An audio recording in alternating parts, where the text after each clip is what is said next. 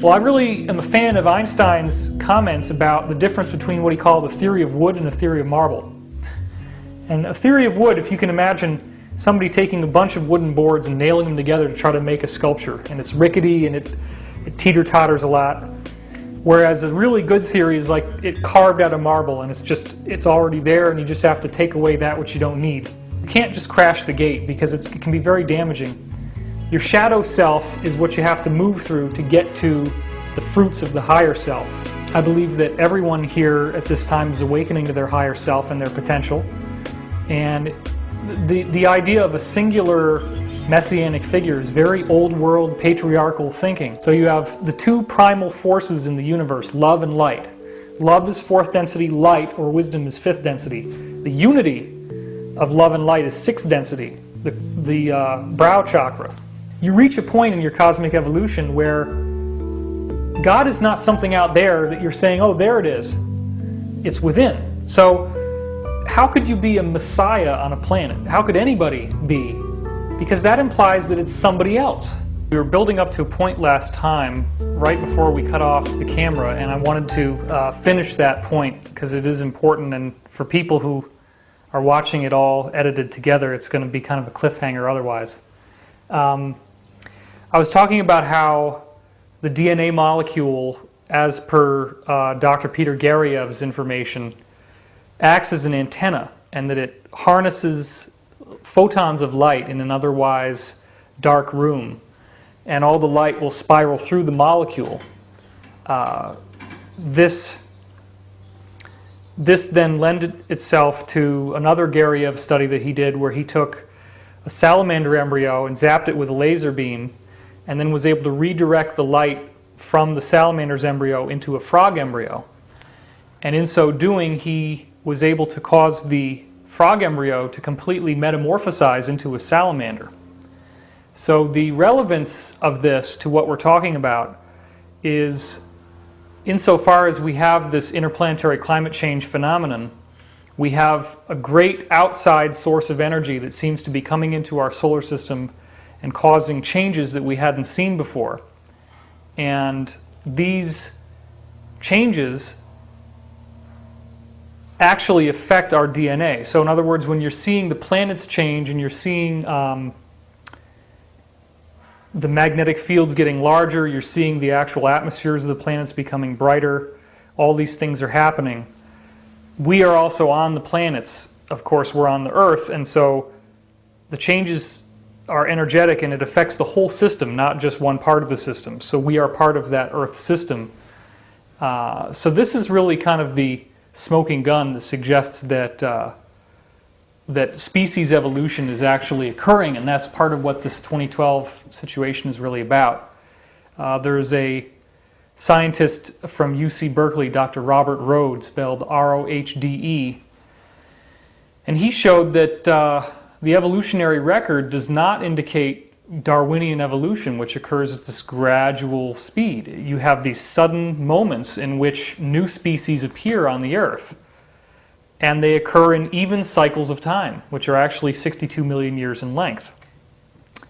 So what that appears to indicate is that there are domains of energy in the galaxy that take us 62 million years to traverse. And when we hit a wave front, when we hit a new layer of this energy, it has an effect on the DNA of every organism on the planet, causing these discontinuous changes similar to what you saw with the salamander frog experiment. Would you also say that this facilitates Lamarckian evolution, the inherited acquired characteristics? Yeah, insofar as it seems that the energy field that we're interacting with itself is a conscious source, and given the fact that the field itself is conscious, events that cause great stress or pain to an organism are uploaded into the collective mind of that species field, which Dr. Rupert Sheldrake calls them morphogenetic fields. So then what happens is there is an adaptive mutation that occurs based on the needs of that particular species in its environment. The core of what Sheldrake is coming out with, in my mind, is most easily seen with the Baxter studies, Dr. Cleve Baxter. Now, last year we actually went down to San Diego and filmed Dr. Baxter. He is a scientist who started out as a CIA polygraph expert. And he decided one day what would happen if I took my polygraph and hooked it up to the leaf of this plant. Well, he was very surprised because unlike a smooth, unchanging wavelength, which he thought he would see from the plant, instead he ended up with a shifting dynamic wave, which was much more indicative of what you would expect a human being to be like, with the exception that the skin kind of acts as a dampening agent to the electrical current. But the plant has a very active dynamic electrical current. Well, then he said, since this plant is acting so much like a human being, what if I ran the plant through stress, similar to how you do a human on a lie detector? The whole purpose of lie detection is you want to get the person into this moment when you say, did you fire the shot who killed so-and-so? And the person has a shock. They're not happy. They're not enthusiastic about your question. So then they end up saying, no, of course I didn't kill him. And then the graph goes crazy. So he says, well, how do I shock a plant? He tried dipping one of the leaves in his coffee. That didn't work. He tried a variety of little things like that. When he got the idea in his mind, without actually even doing it, but just got the idea of going and taking a match, lighting the match, striking it, and then holding it to one of the leaves and burning the leaf, the plant had an enormous reaction. And in fact, it did not stop until after he had actually gone and done it, burned the leaf, and then taken the matches out of the room again. Only once the threat was gone and he was out of the room did the plant finally calm down. So here we are, literally 40 years later after he discovered this. We're filming Dr. Baxter, and he's not an actor, so if we didn't get the plant to have an authentic reaction in our film shoot, then we weren't going to get him reacting the way that it should be. So we had set up this scene where there was supposed to be a kid in the classroom who hears about Baxter's effect and gets excited and wants to burn the plant to prove it for himself. And we actually had a plant hooked up to the polygraph, and we have a graph of it and everything. And in between takes, it was very tense on set. We were under a very tight time schedule, and there was a problem with this little camera that we had over the polygraph that was supposed to be able to show us the needle's movement, and it wasn't working. And our director was getting really angry at the guy who was trying to set up the camera because it wasn't working. And I noticed that as the tension in the room got really extreme from this camera problem, that the plant was having a very strong reaction. I'm watching the needle going like this. I'm like, wow. This, I mean, I knew it was real, but still, when you see it yourself, it's kind of like the difference between somebody believing in UFOs and somebody seeing a UFO land in your backyard. It was like, okay, that's really happening. So now we have the situation where Baxter is there, and he's not reading lines. He's basically just improvising, which created a lot of trouble in the editing room. And we needed to get the plant to react in a way that was authentic. So I finally got this idea in my mind that I would, at the exact moment in the scene where the kid gets up out of the chair and is going to threaten to burn the plant, my part in that scene is that I'm supposed to try to stop him. I put my hand on his chest and basically push him back. And I said, I'm just going to conjure up the ugliest, darkest, most vile, heinous, horrible emotions that I can think of and just focus them all on that plant. Just and I didn't want to have it show on my face because it wouldn't be appropriate for the shot, but I wanted to get like nervous and have my heart suddenly race. And so we did the shot. The kid gets up to light the plant on fire, and I just blasted this plant with this bolt of very nasty energy, and the plant went crazy. And And Baxter is like, whoa, we got a reaction there. And that was so gratifying because it proved that this is real. Now, the reason why I'm telling you this story is because Baxter proved this not just with plants, he proved it with bacteria, he proved it with single cells, he proved it with human cells. Dr. Brian O'Leary, NASA astronaut, actually gave him a skin sample from the inside of his mouth, and they put it in a tiny little test tube with gold wires, and then sent O'Leary off to the airport. And O'Leary, they synchronized watches, and O'Leary would write down every time something stressful happened to him, like, oh my God, I missed my turn on the thruway or the freeway or wherever. I guess it would have been the freeway because this was California. Thruway is an upstate New York thing. So anyway, O'Leary is writing down every time that he has a stressful event. Well, sure enough, here's his living cells 300 miles away in the lab, and every single time he had a stressful event, his cells were showing a reaction. So then you have to ask yourself, okay, well, what happens if two people's cells come together to make a child? Like the parent-child psychic connection, right? Then you say, well, okay, is it only cells that are from your own body or near to your own body? We actually know that it's not that way. Plants respond to other organisms dying. They don't just respond to threats of their own.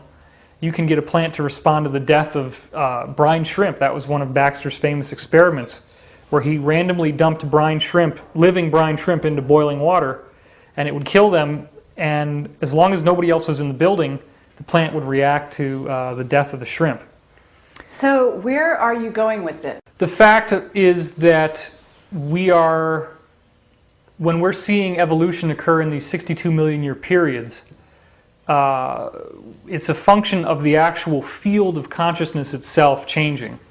In other words, biology is affected by the field, the way we think is affected by the field, and now that we're heading towards 2012, it's not so much that time is speeding up where you're going to look at a clock and the hands are going to move faster. In a Newtonian model, you have particles that are sitting there in empty space and they shouldn't have any interaction with each other. Yet when we are in alignment, when we're aligned with the galactic center, so that if you're standing on the Earth and the Earth is rotating and your body is on the surface of the Earth, and as the Earth spins, your position of the galactic center spins, and if there's the galactic center, as I turn and face it, my psychic ability increases so much. It's like there's this river of energy coming from the center of the galaxy. So what that ultimately suggests is that our position in the galaxy does have an effect on our cognitive function, on our thinking. It also gives a strong support to this idea that evolution could be created as a result of a position in the galaxy. Why do you have these 62 million year cycles? In order to really understand how this science works, you have to think in terms of fractals. And what fractal means is that it's actually a term derived from taking an imaginary number, which is the square root of -1, and chunking it through a very simple operation, a little equation. And then you take the product of that and you run it through again, and you take the product and you run it through again. So if you've ever seen like a paisley shirt and it has these kind of flowering patterns, that's what the fractal pattern basically looks like. Now, the thing about a fractal is that you can zoom in on it, and the farther in you go, you keep seeing the same pattern appear again. Like the Mandelbrot set. Like the Mandelbrot set, exactly. Now, a lot of the crop formations have had fractal patterns. Actually, there was a very interesting case where a team of crop circle researchers was saying, wouldn't it be interesting if the Mandelbrot set showed up in the crops, and the next day it was there. So that was obviously pretty amazing. The fractal principle is important because you have an energy system within an atom, which in some degree is similar to the energy system within the solar system, which in some degree is similar to the energy system within the galaxy, and even the galaxies all have an orbit around a universal center as well. And that has been determined by research from Russia by Dr. A.M. Mishin, M-I-S-H-I-N. So in the solar system, there is a cycle that at first was believed to only affect the Earth. It's a slow wobbling of the Earth's axis called precession. It takes 26,000 years to complete, roughly speaking. The idea being that these walls of energy expand away from the center of the galaxy like ripples on a pond, and there is a discrete boundary like oil and water that we hit in 2012. And that's the most basic level of the model. Now, when you want to go into more detail, it gets into the work of one scientist named Dr. Oliver Crane. He wrote a paper called Central Oscillator and Space-Time Quantum Medium, which is, whoa, very scientific sounding word, but central oscillator means that you have a little pulsation, and you have these toroids. The torus shape is a sphere with a donut hole in the middle. And you have to imagine now that there's an energy flow going through that torus, and it goes through the center, and at the center there's colliding pressure which causes there to be a sphere in the center. The pressure increases on the sphere collapses down in size, but then it's like a piston. There's an explosion from the energy coming together, and the explosion blasts it back to its normal size. Then the pressure collapses it again. In the collapse, it creates a surge of energy which explodes it, and it comes back. So you get the idea now how there could be like a rhythm, like a pulse, okay? Well, that's what happens. There's this pulsation at the center of every torus. And that pulsation then ripples out through the medium, because this whole torus is like a fluid. It's like a medium. So the pulses are going out from the center. They reflect off the outside edge of the sphere, okay? And then they start going back towards the center. So they're going out and coming back. So you have this area in the center which is doing this, right? Then you have waves going out, waves reflecting off the edge, waves coming back to the center. So this is what's happening. Now, the waves that go out and the waves that come back are interfering with each other. They collide with each other. When they do, they form walls, spherical walls of energy where there's a higher concentration, because you got the wave that's coming, you got the wave that's going, and they collide together and they form this wall. Now, as more energy gets into the system, the central oscillator starts going a little bit faster, or maybe the rhythm doesn't change, but the power of the waves change, and so the actual size of the whole system gets larger. And this is what's actually happening. It's basically a counter-rotating energy force. The way that you have this actually goes back to the ancient Vedic scriptures from India. They talk about Purusha and Prakriti, the two primeval forces, which actually are geometries. Purusha is a icosahedron, Prakriti is a dodecahedron, which are these basic geometries, the Platonic solids as they're called. So one basically stays stationary and the other one moves, and they counter-rotate inside of each other. So you now have to imagine two spheres with the donut hole in the same space, and as they collide, they counter-rotate, and they form, one as it rotates forms a wave that's going up like this. The other one as it rotates form a wave that goes down like this. The upgoing wave and the downgoing wave collide in the center, form this sphere. That pressure creates the pulsation. The pulsation creates ripples that go out. Ripples come back. They interfere with each other. They create these walls of energy. And as the system evolves, the walls of energy push away from the center and they grow and expand in size. As those walls collide with our solar system, they charge up the sun, they charge up the planets. That's what we're seeing in my work with Hoagland.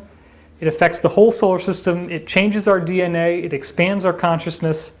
And it ultimately changes the frequency of physical matter, leading to a complete transmutation effect similar to the Bermuda Triangle, except that it's now the whole planet. So you have people basically disappearing, and this ties back in with the Christian rapture idea and all the other systems of thought that have the same thing. One of the questions I asked was whether this synthesis in your understanding is known and fully understood and utilized by the powers that be, whoever you consider the powers that be to be.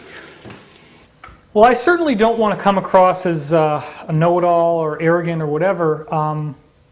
What I can say is that this is not my information that I'm sharing with you as much as it is information that I was shown through what you could call remote viewing or telepathy.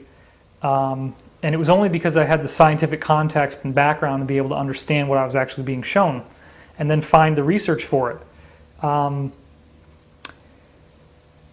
The Black Ops community has a fairly good knowledge of physics, but it does not have a complete knowledge of physics, and it does not really fully understand what it's seeing.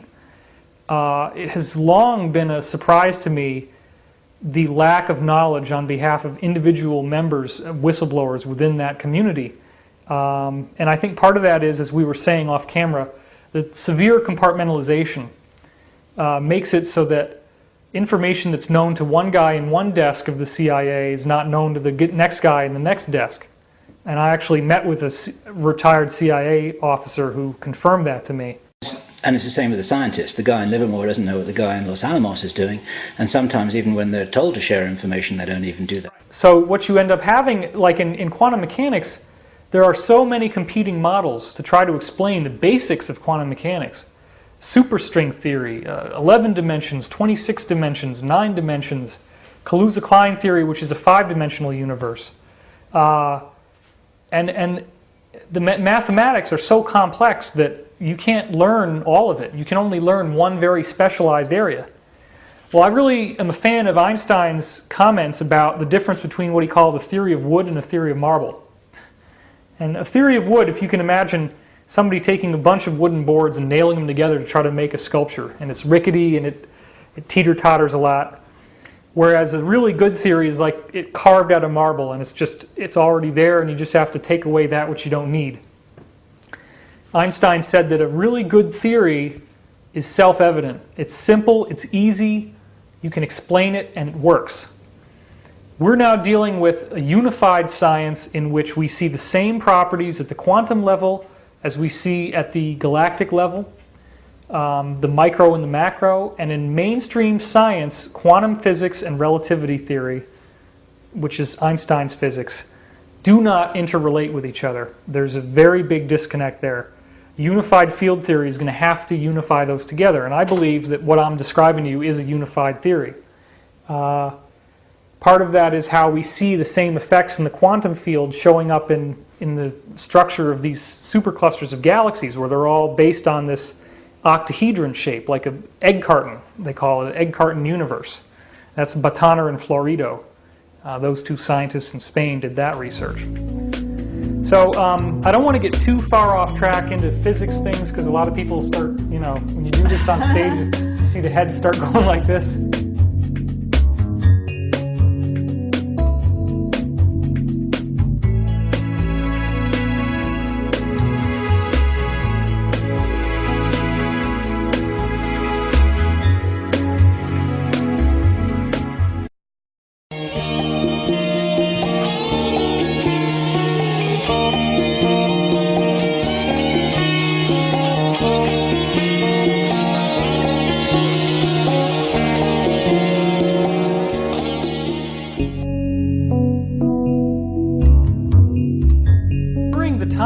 That I was having these extensive discussions with Antonio about the 26 boxes in the Illuminati, which he told me were the good guys, and I believed him at first. I was also, it was January 1996, I started to read the Law of One series, or the Ra material. The source calls itself Ra, which is the name that they took on in Egypt. They also, in the Bible, show up as the cherubim, or cherubim. These angels that protect the tree of life. And Dan Burrish appears to have had an encounter with the cherubim, which I believe is an encounter with Ra. And I said in our previous taping how there were two different occasions in which someone appeared to have been visited by some type of energy or entity during a time that was auspiciously timed with when I had asked for something like that to happen. One was when this woman had a reading, and it said to her, "Remember the giant cathedral?"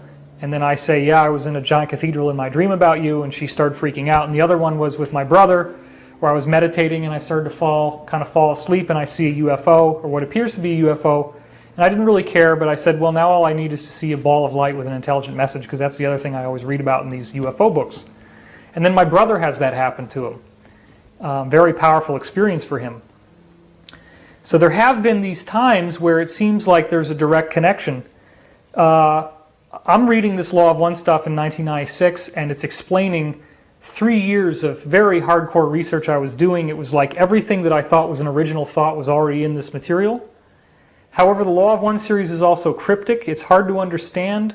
That's why we have a study guide on my website. divinecosmos.com is the website. So as a result, I had to kind of extrapolate further from what framework was put in the Law of One. And this went through multiple, I mean, I've been documenting my dreams for almost 15 years in a row. Every single morning I write them down. I generate about 100 pages every month or more. It's an unbroken transcript from 1992 onward. So there's a lot of material in there. And a lot of this stuff would come down to the point of like using Google as sort of like divination, trying to find information on the internet by knowing what you're looking for, but then being open to finding surprises. Well, it's interesting too, because Edgar Cayce claimed that one of his past lives was Pythagoras, and the Illuminati / Masons cite Pythagoras as one of their main influences because he basically reconstituted the Atlantean knowledge that had been dispersed throughout the world. He traveled to India, he traveled to Tibet, he traveled all around and basically got initiated in all these different secret societies and gathered their information, put it together.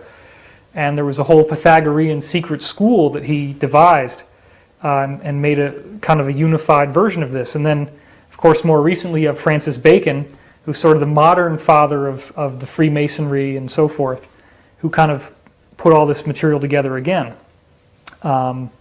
And of course, the secret story with Bacon is that he was the illegitimate son of Queen Elizabeth and was not allowed to be part of the royalty because his father was not the king. So he got banished by his mother when he found out what was going on, and he felt very betrayed. And that could partially explain why the Masonic movement at the top level is actually very anti-monarchical and ended up creating its own power system outside conventional royalty and inheritance of power. So anyway, yeah, it's not an easy subject for me to talk about, my own channeling, because it's a lot easier for me to talk about science because it's something I can prove, it's something I can talk about. But what I can tell you is that if you do the work on yourself, if you do the spiritual work, you will get to a point where you can start to experience the field of consciousness as a direct personal thing.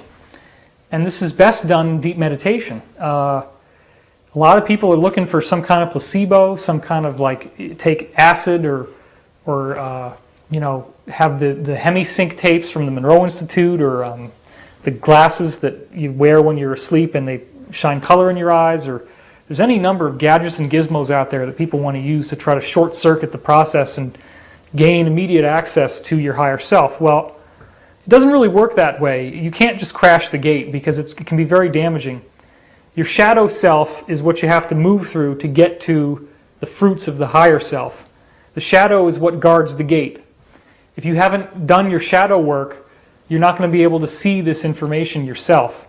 As a result of that, and I shared some of this with you guys privately, there is some really awful stuff that's happened to me that I have never publicized, which I all credit as part of my initiation. And the purpose of it was really to make me a lot stronger spiritually so that I would not be susceptible to the temptations of ego that come with being a public figure. I've had a lot of people who want to lay on these projections to me, messianic type of stuff, because, Edgar Cayce supposedly was this Atlantean priest, Ra, who was like the big kahuna back then. He became Ra, who then became the equivalent of Jesus to the Egyptians. And I've had a lot of people over the years kind of lay their hang-ups on me, but the problem with that is, first of all, I don't believe it. I believe that everyone here at this time is awakening to their higher self and their potential.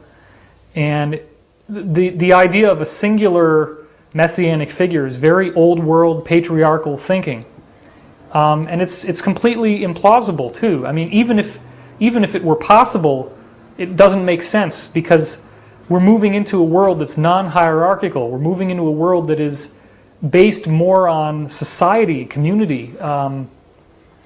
Centralized power structures are the old way of doing things, and that's what is showing so many flaws now. So to get back to the raw material, in a certain sense, what you seem to be verging on is an explanation of what it's like to move from the third dimension into the fourth. Maybe you can tie some of the transitions or insights that you've gained about that to where the Earth is theoretically maybe going. I'm glad you brought that up. That's really a great entree to some of the deeper material. Now you have to understand that the level of treatment that I've given of this law of one philosophy so far is extremely superficial, and that really is not a lack of my ability as much as it is a lack of time and the depth and the complexity of this material. We are, as a planet, moving into what they call fourth density. It is a density of what they call unconditional love when it's on the positive side, and on the negative side it's love of self. So you can have 4D positive, 4D negative. Some people are going 4D negative, like some of these top Illuminati people. But you really wouldn't want to do that, because when you get there, if you're a new graduate, you're at the bottom of the totem pole, and everybody else is over you, and it's like being in the Hellraiser movies, as I've said before. Whereas the positive 4D, which is what the Earth is becoming, it's only in 3D, which is where we are now, that you can have openly negative and openly positive entities live on the same planet. As soon as you get above 3D, negative entities cannot live on a 4D positive planet or a 5D positive planet. So 4D is like the heart chakra, okay? Well, people say, what could be wrong with unconditional love? Well, there is a very big problem with unconditional love, and that is that it's not informed by wisdom, which is the fifth chakra. Unconditional love without wisdom is where a lot of people are right now, and they're having a lot of problems in marriages, in relationships, in jobs, in family interrelations with our government structure, because these people with these very open hearts can be very easily manipulated, taken advantage of by others. They don't have the strength of character to be able to just say no, to be able to just say, this is my life, this is my space, this is my body, you can't have it. And that's one of the things that's very difficult about being a public figure in spirituality, is that people see you as a public figure as their family, and they're almost like their property. And so people meet me and they just want to take me out to dinner, and they want to have these long conversations and tell me their life story. And when you're in a room with 500 people that are all trying to do that at the same time, which I've been in many circumstances, it's not pleasant. So the Earth is moving into a state that is more advanced.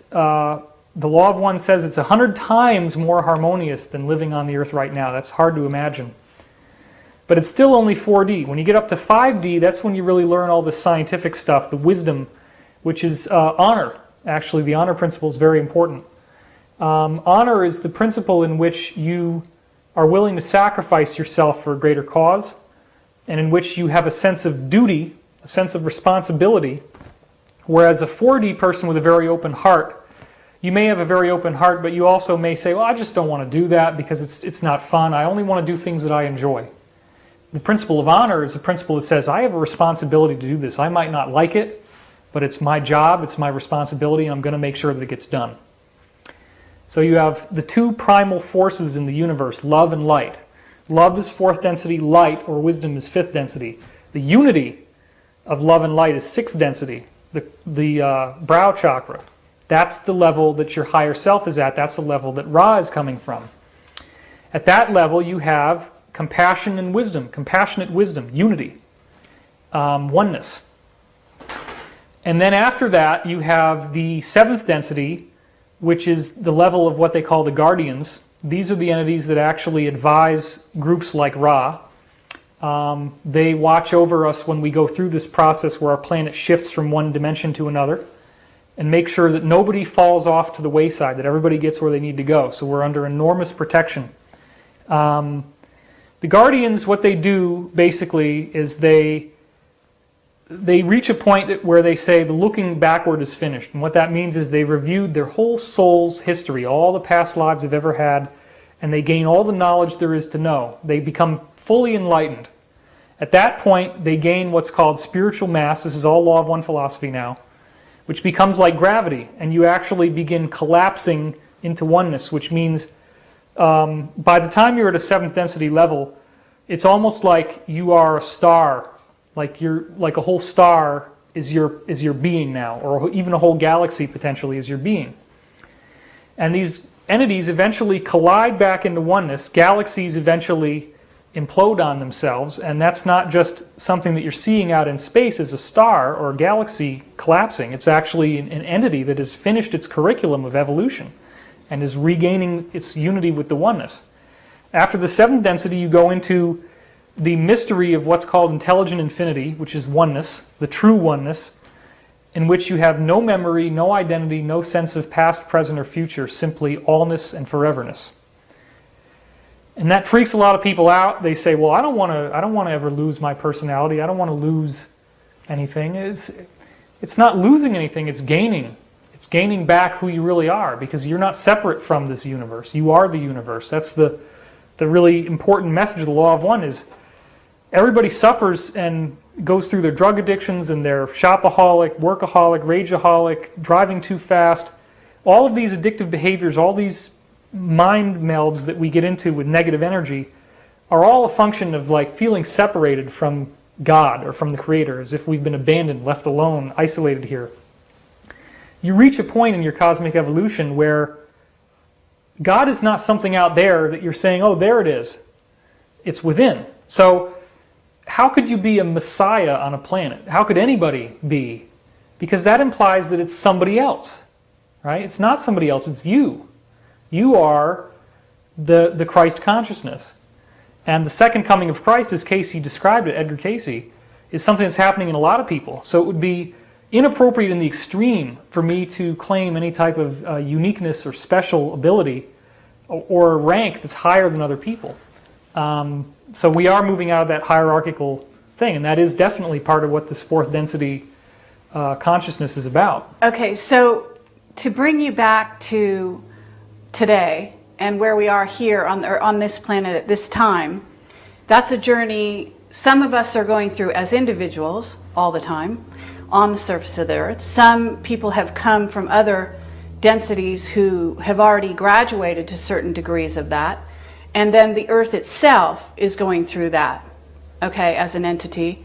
You bring it back to here and now, and you're dealing with sort of the opposites that exist on the planet here, the good, the evil, you've got ETs that are coming across as positive and might have a negative intention. Absolutely. You've got ETs that are coming across as negative and may actually facilitate a positive reaction in certain circumstances, us. Yes. And then you've got ETs that are coming from the 5th, from the love, the unity of love and wisdom. And some of these are visible to us because in a sense there's also sort of a piercing of the veil happening. First of all, you raised one interesting point that I want to comment on first, and that is that only beings in 4th and 5th density require UFOs to travel. When you get up to the 6th density level, you are now the equivalent of a whole planet worth of people like us. It's fused into one mind. And that becomes such a powerful entity that it will just think itself anywhere in the universe it wants to go, and it's there. It does not require a ship to travel. UFOs are actually something that these ETs generally are creating with their own consciousness. They manifest it based on kind of like blueprints that they can download. The internet is a very apt metaphor of what shared consciousness is like. We are moving into, when we move into the 4th density on Earth, we will have superhero powers. By comparison to where we are now, you will be able to levitate yourself, you'll be able to instantly manifest objects with your thought, you'll be able to travel through time, travel through space, you'll be able to provide for instantaneous healing, and there is telepathic communication, so there are no secrets anymore. Everyone's consciousness is unified. You can't hide anything from other people. That's a very profound, discontinuous shift from where we are now. That leads into where ETs are at this moment, because they do have at least telepathic abilities, most of them, right, that are far advanced of most Earthlings. Absolutely, absolutely correct. So that leaves us at a disadvantage, depending on what their agendas are. So maybe you could talk about that. We are experiencing the Battle of Armageddon on this planet. It is not something that occurs in the future. The law of one philosophy is just one philosophy which is based on what we call ageless wisdom or esoteric wisdom. And I'm not trying to say that this material is the only material that's any good. However, it is a fact, to my understanding, that most channeling that you see out there on the internet now, or in books for that matter, most of it is highly distorted. And the reason why is that there is a battle of Armageddon going on. It is not something that occurs right at the end of the age in the last few years before 2012. It's actually been occurring for thousands of years. And it's a battle between good ETs and bad ETs is one way to say it, even though good and bad is a very relative subjective term. When we say good, we mean entities that are service to others oriented, meaning that their purpose is to help, to love, to create a unifying of people together in love. Entities on the service to self path believe that they are helping, believe that they are creating spiritual evolution, but they do it by interfering with you, by making you uncomfortable, making you unhappy, colliding with your free will. And they will try to invade a planet and conquer a planet. But they can't do that unless they have the desire of those planets' inhabitants to be conquered. That's a very important point. They have to have the free will mandate. The people have to say, yes, we want to be enslaved, we want to be taken over. That's why they can't just sweep into a planet and invade and take over. Now, the beings that are above 5th density, like in 6th density, you have the unifying of service to self and service to others. Negative and positive are the same. They come together. And some people get really freaked out when we say that. But it's true. There is a level at which the Creator uses the negative path and the positive path to promote evolution. One of the really great tenets of law of one philosophy is what happened at the dawn of creation. There was only the positive path. Every being knew that it was one with God, knew that it was one with the Creator. There was no sense of separation. And as a result, nobody was growing, nobody was evolving. It was very stale, very boring. People were spending thousands and thousands and thousands of years in 3rd density, which is where we are now, without ever graduating, because nobody needed to help each other, and that's the whole point.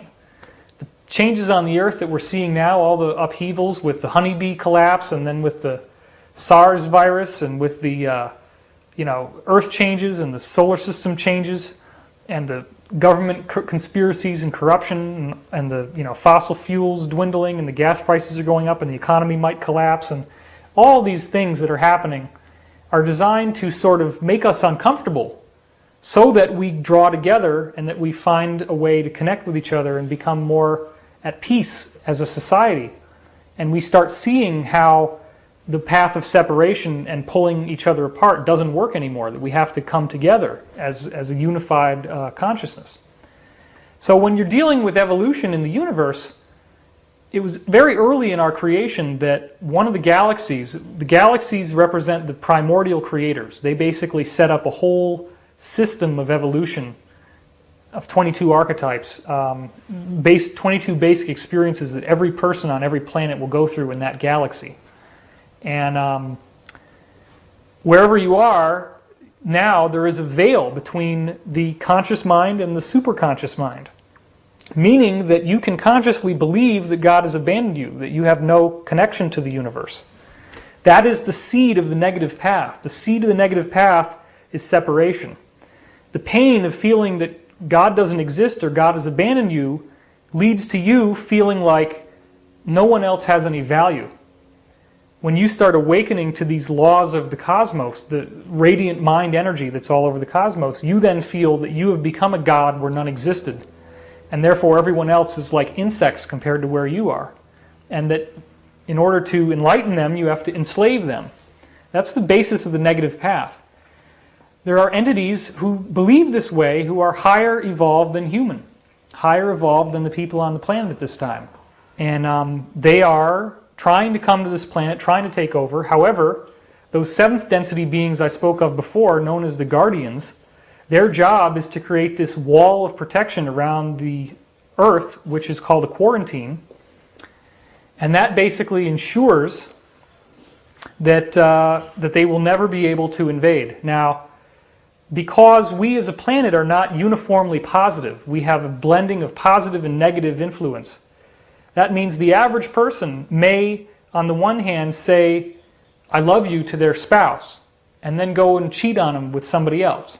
Okay? A lot of people on this planet think of themselves as, they say, well, we're basically good people, we're all basically good at heart. And the Diary of Anne Frank, that famous line she says at the end, here she's been tortured by the Nazis, right? And she says, but I do believe that we're all really good at heart. Well, that's actually the problem, is that there are people who are doing very negative things who believe they're basically good at heart.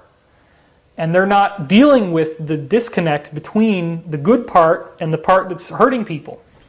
So you might have a guy who says, well, I love my wife and I support my family, but yet he's going out to strip bars or he's cheating on her with somebody else. When mass murderers and murderers in general have been interviewed when they're on death row, they don't say, I'm this terrible killer. They almost invariably will have justified the murder for whatever reason, even if it's people that they didn't know and they had no connection to. They will come up with some reason for why what they did was a good thing. So we as a planet are in a situation where we are doing negative things, but we're not aware that they're negative, and that's a major problem that we have. So as a result, we end up forcing ourselves to have these negative greetings, as they're called. We have these entities around us that could provide a perfect protection from negative entities interfering with our planet, if we had the mandate as a society to be only positive. But we don't. We're creating negative energy in our own lives, like by lying to people. That's a great example.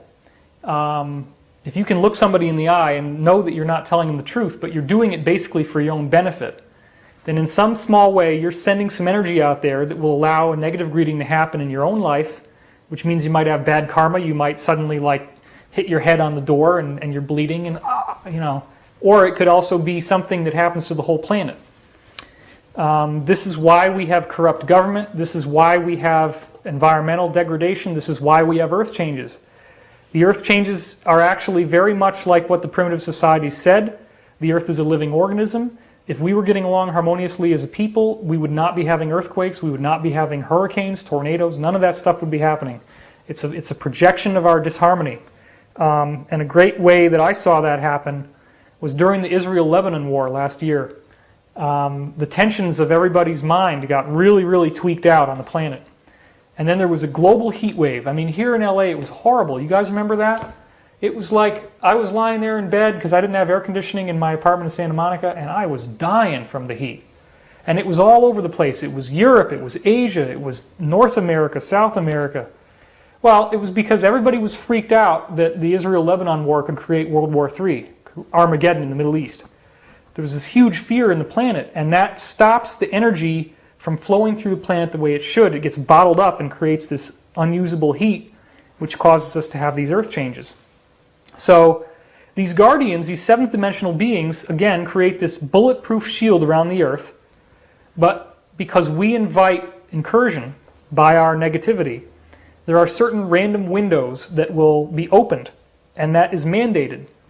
Nobody knows when it will happen until it happens, but when they open, you get what's called a UFO wave or a saucer wave.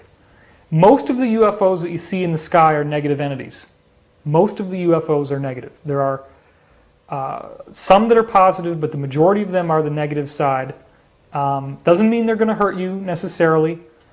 You will not be affected by these UFOs unless you have invited it in your own life by basically being overtly negative. So that's another good incentive to stay on the positive path and try to do the right thing for other people and try to be positive, supportive, uplifting, loving.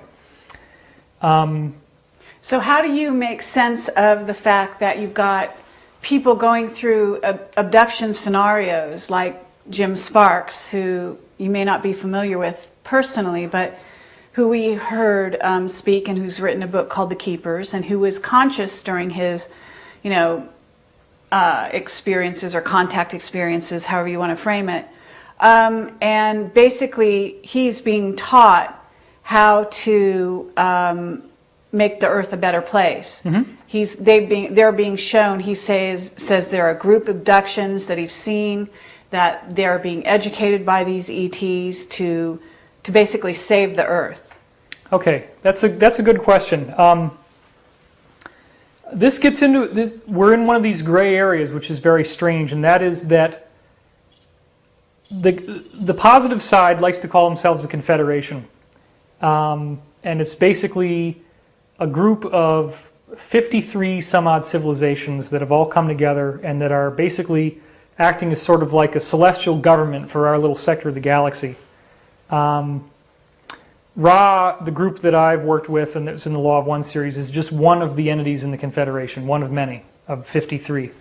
Now they basically oversee what they call the management and transfer of planetary populations. In a situation like what you described, there are entities in the Confederation 4D and 5D that use UFOs to travel, and they will sometimes bring people on board the ships and give them positive spiritual teaching. So that is sometimes what happens. Now you will have situations in which people have been contacted and they have what appears to be kind of like an abduction. The main difference between a negative abduction and a positive contact is a negative abduction, you will have the feeling like you're a lab animal, like you're basically not cared for, not respected, you're in terror, you're in fear. You'll be probed and prodded and scoop marks on your body and so forth. A positive contact will be something where you feel inspired, uplifted, and you're given a message of hope and peace for this planet. It is a very important thing to point out that many people start out by being contacted by good guys, Confederation entities, and then end up not following the teachings that they're given. And when that happens, if you start diverting from the teachings you're given, for example, many channelers start to think they're the Messiah. It's very, very common. You think, well, I'm talking to the extraterrestrials and I'm getting all these cosmic teachings coming through me, and therefore I am here to save humanity from its evil ways, and I am going to lead us through the ascension and da-da-da-da. As soon as you start thinking like that, it's a mandate that the negative side is going to start interfering with what you're getting. Mandate. You can't avoid it. And in fact, this happened to Casey, did it not? Casey had negative interference with his channeling because he was getting angry at the people who were heckling him about his ability. Because he was not following this principle of brotherly love, love thy neighbor as thyself, which is a basic Christ teaching. That allowed a negative entity that called itself Halaliel, spelled H-A-L-A-L-I-E-L, to start giving him messages. And those were the messages that everybody equates with the prophecy of California sinking into the ocean, pole shift, tidal waves, all this stuff. It has been said emphatically in the channeling from the Confederation, which has a history going back to Edgar Casey. There's 3 or 4 different sources I've identified from the 1950s that said this stuff. There's sources in the 60s, like the Jane Roberts material from the Seth books, the Law of One series in the 80s, and then my material since then, Carla's material, she's continued channeling since then, and a few other sources, maybe Dr. Norm Milanovich's first book, We the Arcturians, etc., in which there's a positive message that says you're not going to experience pole shift, you're not going to experience terrifying cataclysms. This 2012 thing is about spiritual growth, right? If you're trying to grow spiritually as a person, why? If you believe in reincarnation, why would you be spiritually growing? Are you just going to reincarnate and keep redoing this over and over again? No.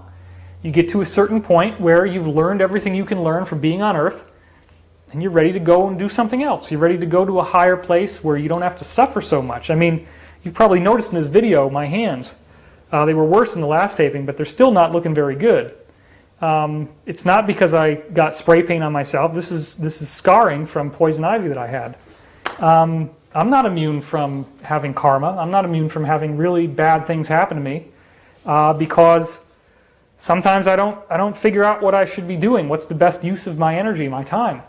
Well, isn't it true also that the Law of One group had a sort of a bad sort of demise in a sense that there were a lot of negative things going back and forth, and one of the people committed suicide? That's is that correct. Right? That's correct.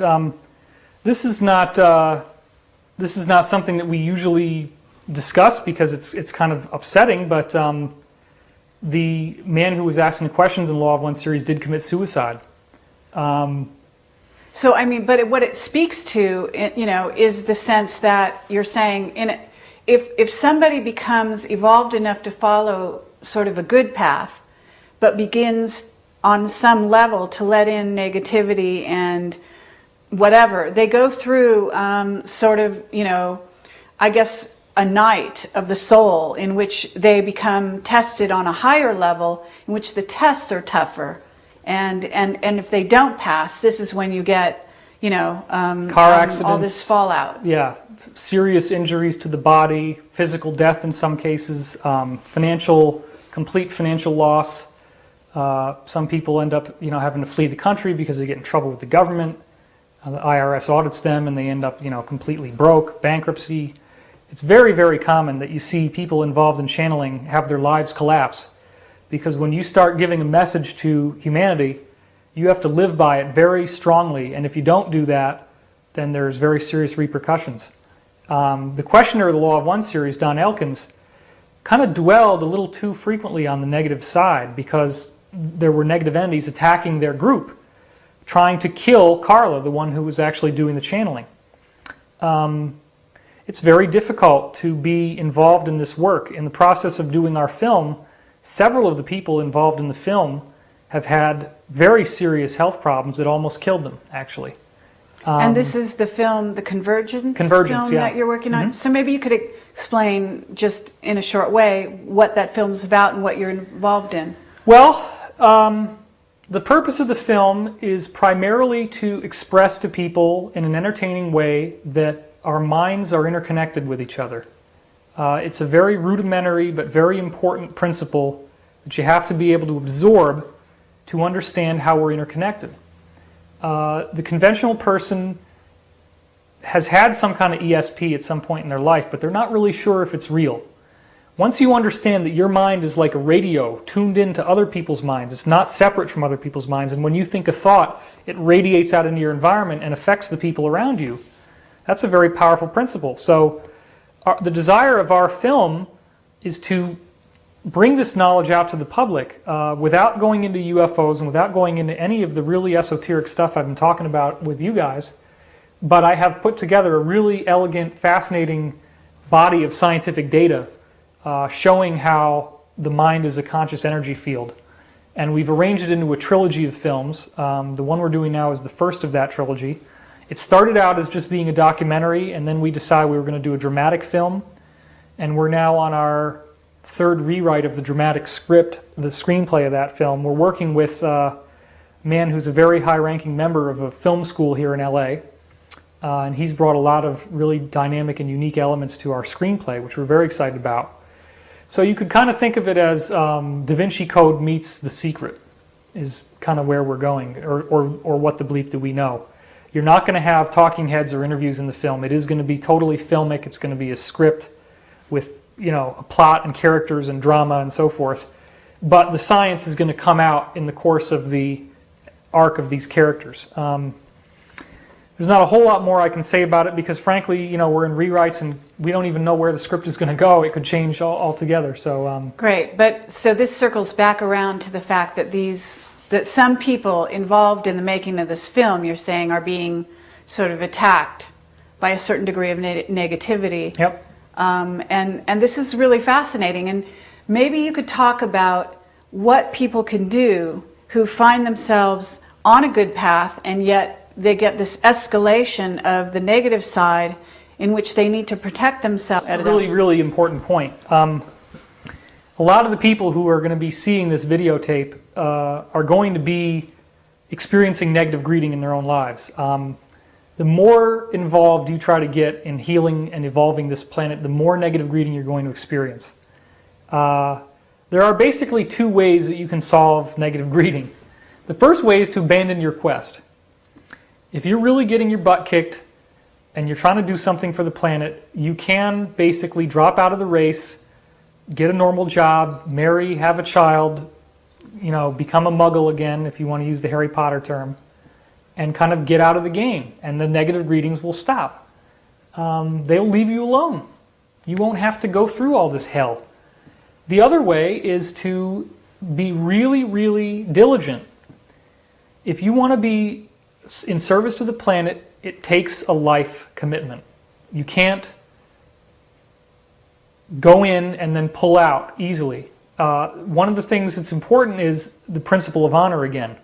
If you make a solid commitment that this is what you're going to do, that you're going to be a spiritual teacher, you're going to be somebody who's going to try to evolve consciousness, you can't like sort of be into it one week and then not into it the next week. You have to stay consistent. It's a spiritual path. So it also is very important that you live by your principles. I have heard many, many stories, even back from the early mid-90s, of people who went on like seminars with channelers. And the channeler is giving one message to their followers in these groups, but then acting very nasty towards their people, like on the tour bus. Don't talk to me, you know, get away from me.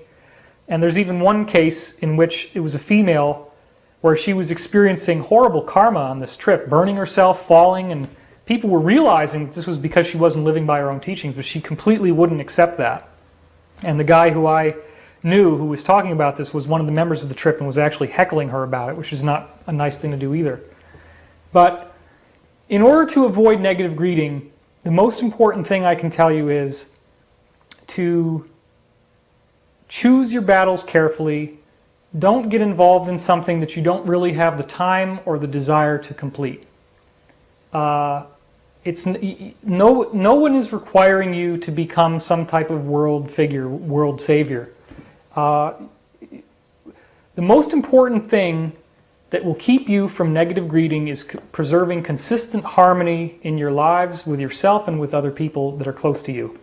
Negative greeting will happen to you when you lose the harmony with the people you're closest to, when you start arguing with them, bickering with them, attacking them, when you start getting selfish, when you start getting jealous, when you start feeling greed, when you start saying, I want to do this basically so I can make money because I want to spend money on myself. You earn money to serve. You don't earn money to gratify yourself, to go off to Vegas and play the slot machines or to have a prostitute or whatever. You earn money so that you can recirculate it on behalf of the planet. And that's why in the Law of One Contact, the group was told over and over again, guard the harmony in your group very carefully. Don't let yourselves get into arguments with each other. Don't let yourselves fight with each other. It's all about the attitude. It's about maintaining your frequency. And the reason why this happened to me is because I didn't maintain my frequency. I let certain things really get me upset, angry, and my hands got scorched. So I'm not above it. It can happen to anybody. And right. I think that's really great, you know, for people to hear, because it's clear that you're on this kind of a path, regardless of where you are on it. And we're not going to make any suppositions about that. But what's important is that people begin to develop tools to protect themselves as they do journey. And there are going to be a lot of people watching this that are on that same journey as we are. It's really, you know, people love to try to make it complicated, and they love to say, well, you know, you got to do your violet meditation and the violet flame or the white egg of light around you. And all that stuff is technique. You can do that if you want to. Trying to stay in a meditative state is important, but really, honestly, it's all about, there's an absolute law in the universe, and it's free will.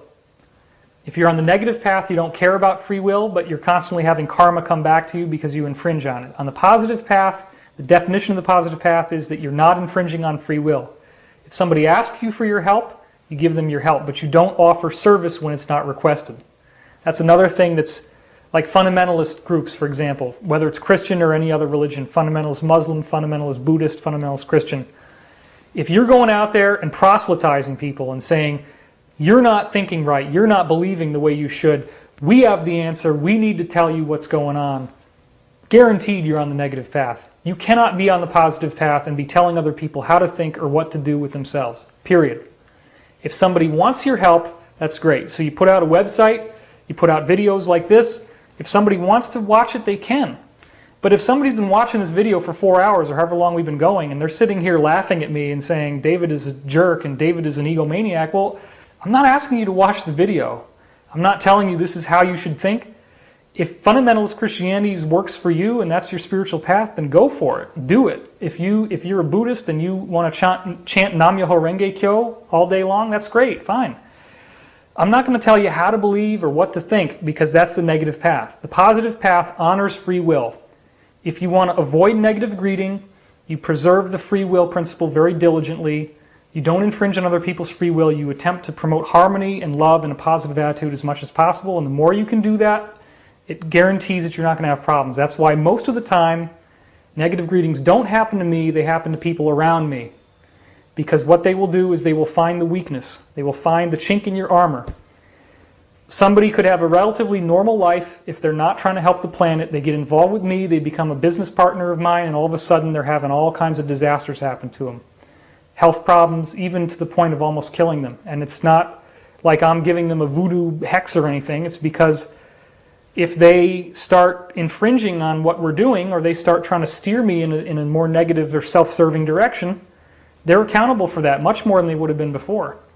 Well, it's also that they're also moving to a certain level. They're saying, okay, I'm up to this.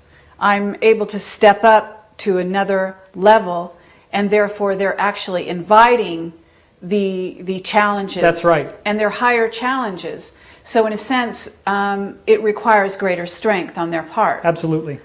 So it's actually on a certain level independent of you, that the people around you they're stepping up is what they're doing, in their own way, as you are stepping up. That's true. And we see it all around ourselves that this kind of thing will happen. Yeah. So it's very important, though, also, just to backtrack a tiny bit, in which conflict has healing a bit, parts to it, so that to avoid conflict or to bury it is also not the answer. Absolutely, that's a wonderful point. This gets into the concept of the protocol of avoiding negative greeting. When you're being negatively greeted, you have an entity that's coming to you saying, I want to enslave you. There is a way to handle that, okay? You basically want to love the attacker. That's the part that nobody can get their hands around.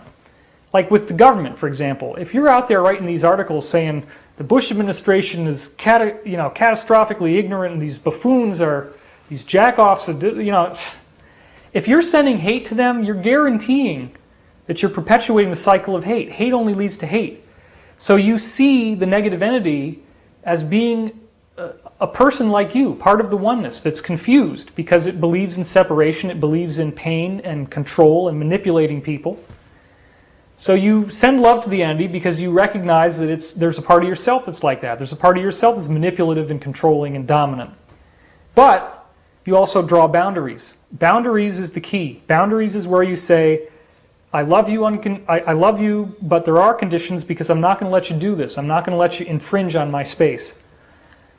If every spiritual conundrum you found yourself in had a very simple answer, enlightenment would be simple. All you'd have to do is have a book, right? Like my book, for example. This was the German version of it, actually. We didn't show that before. It's been published in 2 countries now.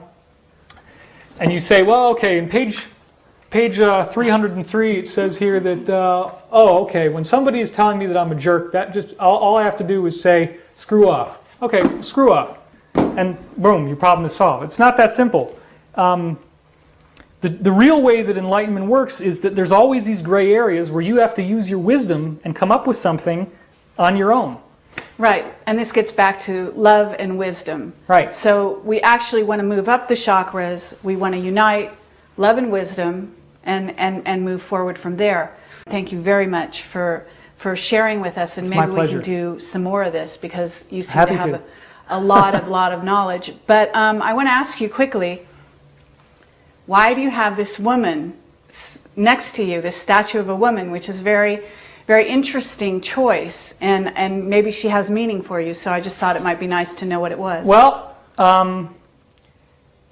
I chose to use the symbolism of Sophia, the divine feminine.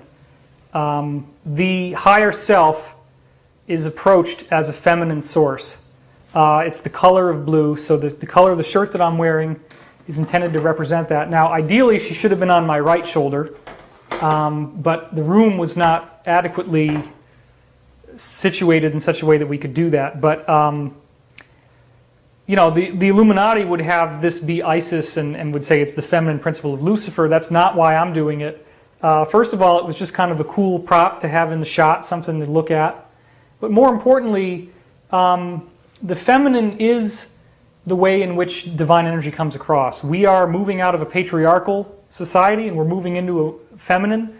So the feminine energy is that which is coming in at this time. And so this is kind of like a reminder to me, this is where energy is coming in from. The left-hand side, it goes out through the right. So energy is coming in from the feminine, and I just wanted to sort of hopefully bring in some warmth and some nurturance, because I can at times be really masculine in my energy and really left-brain scientific. And hopefully this will remind me to you know, stay on the feminine side and keep my heart open. Okay. But it's been really wonderful to have this opportunity to speak with you. And again, my website is www.divinecosmos.com. And I thank you guys for participating in this. All that's required to be able to go through this ascension is slightly 50% more service to others than service to self. You can still have a lot of flaws. You don't have to be perfect. Everybody gets to win in this game. It's very simple. Just try to help others as much as you can, and that's it.